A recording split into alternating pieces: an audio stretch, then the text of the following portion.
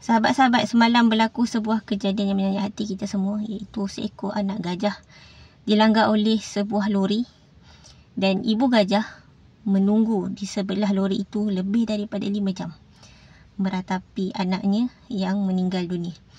Kita boleh lihat gambar-gambar yang tersebar betapa menyayat hatinya wajah ibu gajah tadi. Berkecai perasaan kita tengok gambar tu. Ia berlaku pada hari ibu semalam, mengingatkan kita tentang kasih sayang dan pengorbanan seorang ibu. Apa yang saya nampak daripada gambar tersebut, kita dapat tahu bahawa gajah sendiri, walaupun dia haiwan, Allah Subhanahu Wa Taala memang meletakkan kasih sayang dalam di kalangan makhluk.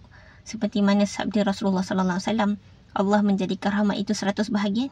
Satu bahagian saja diturunkan ke bumi, yang mana dengan satu bahagian itulah makhluk berkasih sayang sesama mereka. Dan sehingga dengan rahmat itu, haiwan mengangkat kakinya untuk tidak memijak anaknya.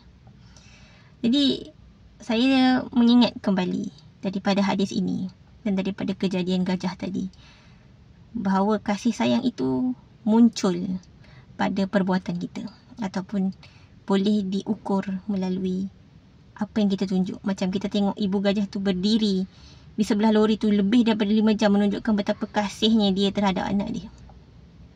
Dan dalam hadis tersebut, bagaimana binatang mengangkat kakinya daripada memijak anaknya, menandakan binatang itu kasih kepada anaknya.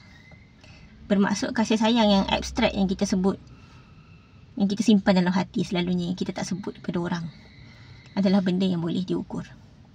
Saya teringat seorang guru pernah ajar bahawa benda-benda yang abstrak, dia ada operational definition, iaitu definisi yang berfungsi.